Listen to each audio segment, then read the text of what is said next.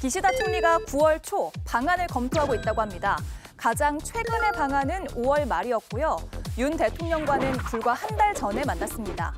기시다 총리가 다음 달 퇴임을 앞두고 있음에도 두 정상 꽤 자주 만나는 거죠. 2달에 한 번 꼴입니다. 이렇게 방안 이야기가 오가자 일본 언론은 조심스러운 전망을 내놨습니다. 사도광산 문제로 비판에 직면해 있기 때문에 윤 대통령이 방안을 부정적으로 볼 수도 있다. 하지만 대통령실 분위기는 사뭇 다릅니다. 기시다 총리가 다음 달에 퇴임을 하더라도 한일 관계를 위해서 역할을 할 것이란 기대감을 보였고요. 윤 대통령이 물러나는 정상들을 소홀히 해선 안 된다는 말을 참모들에게 했다고 전해졌습니다. 네, 기시다 총리의 방안, 지금 대일 관계에 대해서 여러 시선들이 있는 와중에 나온 소식이어서 지금 방한 가능성이죠. 이게 혹시나 논란이 되지 않을까 이런 우려도 일각에서는 하고 있는 것 같습니다. 오신환 의원은 이 이슈 어떻게 해석하고 계세요? 일단은 뭐 한일 관계가 과거 문재인 정부에 비해서 미래를 좀 지향하면서 뭐 우리 저 국민들과 기업들의 그동안 많은 어려움을 줬던 것을 물꼬를 튼 것은 저는 의미 있다라고 보여지고요. 예. 다만 최근에 이제 저희가 79주년 광복절 맞이해서 여러 가지 뭐 친일 논란들, 뭐 인사와 관련된 그런 어떤 논란들 때문에 국민적 정서가 좋지 않은 것만은 사실입니다. 그렇기 때문에 그런 여러 가지 것들을 좀 포함해서 다만 기시다 일본 총리가 일단은 곧 이제 10월이면 이제 그만두게 되잖아요. 교체가 되기 때문에 그 이전에 만남을 통해서 새로운 어떤 한 단계 더 도약할 수 있는 무슨 유의미한 어떤 결과를 도출해낼 수 있는 그런 과정들이 있다면 뭐 얼마든지 뭐 만나서 또 방안을 통해서 새로운 한일 관계를 더욱더 발전시킬 수 있는 그런 좋은 기회가 또 되지 않을까라는 생각을 하고요. 내년이 아시다시피 한일 국교 정상화 60주년입니다. 그리고 광복 80주년이기 때문에 그런 여러 가지 역사적 의미를 담고 있는 굉장히 중요한 시기에 한일이 지금 논란이 되고 있는 한일 역사 문제에 대해서도 우리가 다시 한번 재정립하고 그리고 미래를 향해서 나아갈 수 있는 그런 어떤 방법들을 찾는 것은 굉장히 중요한 일이다. 저는 그렇게 생각합니다. 예. 그렇군요. 한민수 의원님, 어떻게 보셨어요? 기시다 총리가 방한을 해서 윤석열 대통령 만나서 독도는 고유의 대한민국 영토다. 일본군 위안부는 강제적으로 우리가 끌고 갔다. 진정으로 사과하고 지금이라도 강제징용 피해자들에게 배상을 하겠다.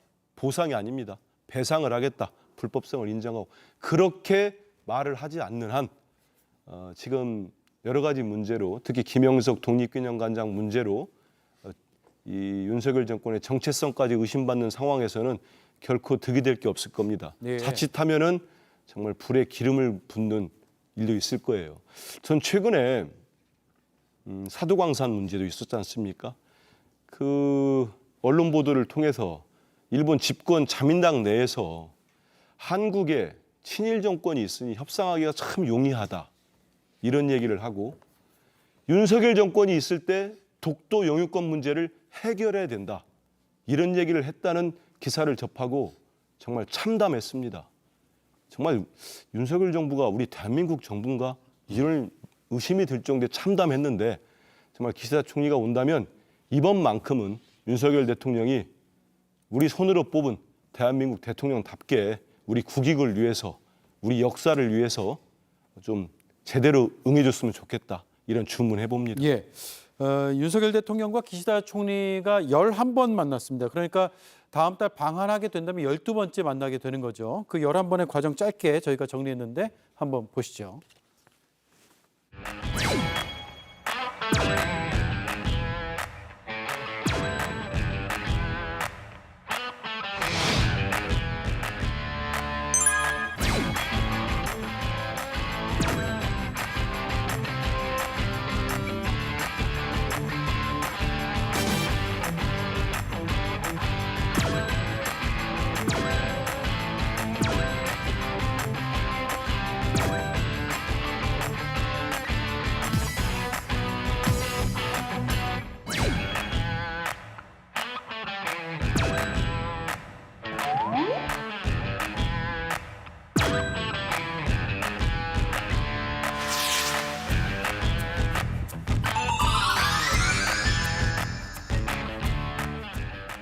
전성규 의원님, 기시다 총리가 10월에 이제 퇴임 앞두고 오는 거거든요. 그래서 앞서 얘기가 잠깐 나왔지만 유의미한 성과가 나올 수 있느냐에 대해서 굉장히 이제 궁금한 분들이 많아요. 어떻게 보고 계십니까?